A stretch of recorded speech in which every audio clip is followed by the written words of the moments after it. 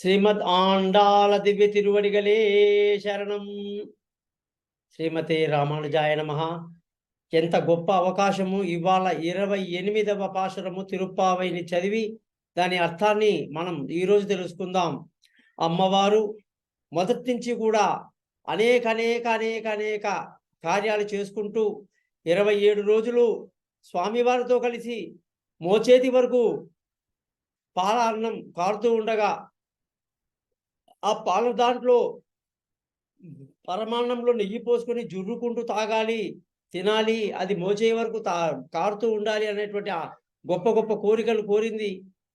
మరి ఆ అమ్మ తాను ఏ రకంగా భగవంతుని రావాలి, నువ్వు ఇలా నువ్వు ఉండాలి, నువ్వు ఇలా లేవ్వాలి, నువ్వు ఇలా చూడాలి, నువ్వు ఇలా నడవాలి, ఎన్ని ఇన్స్ట్రక్షన్స్ ఎన్ని పెట్టిందామే. మరి స్వామి వచ్చారు, చేశారు, భోంచేశారు, హాయిగా ఉన్నారు. ఆఖరికి అమ్మ వేసే అద్భుతమైన పెద్ద సమ్మోహనం అస్త్రమే ఈ 28వ పాసురం అని మనందరం తెలుసుకోవాలి.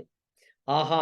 ఎంత చక్కటి ఆమె తెలివితేటలకి ఆమె చేసిన అమోఘమైనటువంటి ఒక్కొక్క మేలుకొలుపు పాటలో కూడారై వెళ్ళుం సిరుగోవింద వరకు బ్రహ్మాండంగా సినిమా అయిపోయిందని అందరూ లేస్తుంటే ఆవిడ మళ్ళీ కూర్చోమని చెప్పింది. ఇంకా అవ్వలేదు నాయనా, కూర్చోండి. கறவைகள் பின் சென்றும் காணும் சேரும்போம் அறிவொன்றும் இல்லாத ஆயக்குளத்தில் உந்தன்னை பிற பின்னென்னை புண்ணியம் யாமுடியும் குறைவொன்றும் இல்லாத கோவிந்தா ஒந்தொன்னோடு ஒருவேள் நமக்கு இங்கு கொளிக்க ஒழியாது அறியாத பிள்ளைகளும் அன்பினால் ஒந்தன்னை சிறு பேர்லை தனம் சீர் அழாதே இறைவా నీ తారాయి పరేలో ఎంబావాయి. ఎంత ఎంత చక్కగా ఈ 28వ పాశురంలో స్వామి యొక్క పాదాలని పట్టుకొని అమ్మ కళ్ళల్లో నీళ్లు ఆనంద బాష్పాలు రాలుతూ, మేము ఎన్నో తప్పులు చేస్తూ అనకూడని మాటలు సింగిల్ పేరుతో మిమ్మల్ని ఏకనామంతో పిలిచి మిమ్మల్ని ఇలా చెయ్యాలి అలా చెయ్యాలని మేము అడగడం, మీరు చేయడం బాగుంది. దీనికంతా కారణం ఏమిటంటే మేమంతా కూడా చదువు సంధ్య లేని బర్రెలను గొర్రెలను కాల్చుకొని తిరిగేటువంటి అడవిలో తిరిగేటువంటి గొల్ల పడుచులం. మరి మా భాష మీకు బాధ అయి ఉండొచ్చు, మా మాటలు మీకు కష్టమై ఉండొచ్చు, వీటినన్నిటినీ నువ్వే మన్నించాలి స్వామి అని చెప్పి ఎంతో అద్భుతంగా అమ్మవారు చెప్పడం కూడా మనకి ఎంతో గొప్పగా ఉంది. దీని యొక్క అర్థాన్ని తెలుసుకుందాం.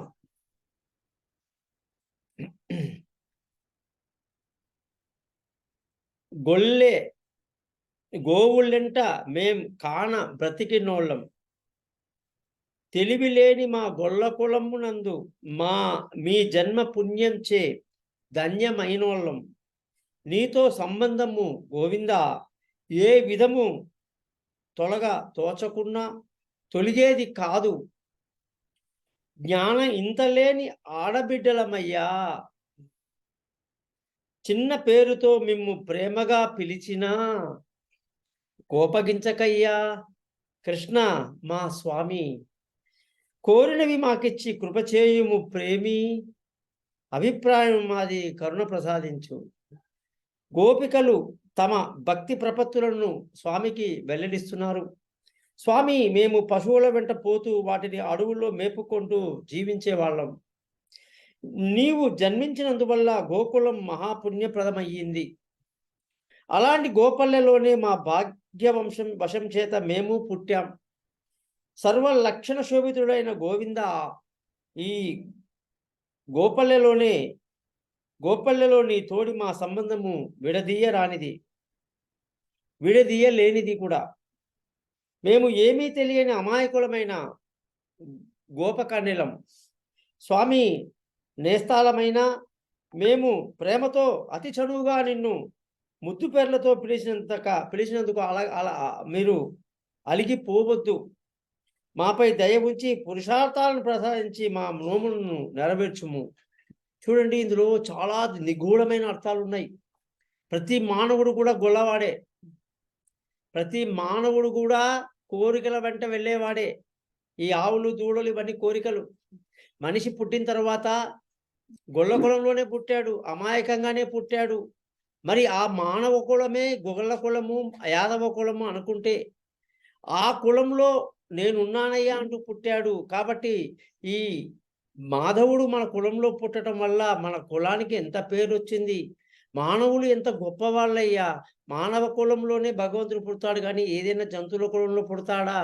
అయితే ఇక్కడ మానవ కులంలో పుట్టి మనల్ని అందరినీ ఉద్ధరించడానికి కోసం వచ్చాడు కాబట్టి, మీరు మాపై దయ ఉంచి, మేము చేసిన చిన్న చిన్న పొరపాట్లను మన్నించి, మమ్మల్ని ఏలుకోవాలయ్యా!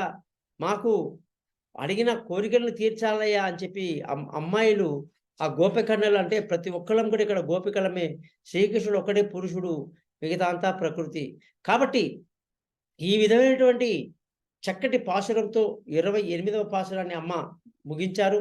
రేపు 29, 30 కలిసి ఒకే పాశురం అవుతుందండి. ఆ రోజు భోగి పండుగ, ఆండాళ్ళ కళ్యాణం చేస్తాం. కాబట్టి మీరందరూ కూడా భోగి పండుగ శుభాకాంక్షలు ఇప్పుడే తెలియజేస్తున్నాను.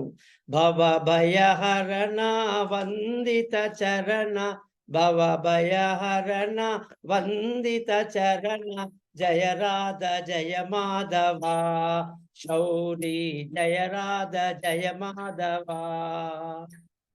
భవభయహరణ వందిత చరణ, భవభయహరణ వందిత చరణ, జయ రాధ జయ మాధవ, శౌరీ జయ రాధ జయ మాధవ.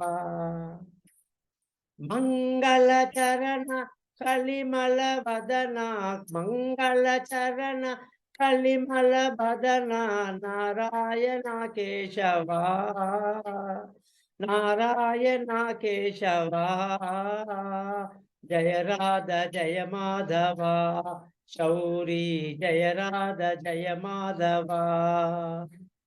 భవభయహరణ వందిత చరణ, భవభయహరణ వందిత చరణ, జయ రాధ జయ మాధవ, శౌరీ జయ రాధ జయ మాధవ. శ్రీమదాండాల దివ్య తిరుడిగలే శరణం.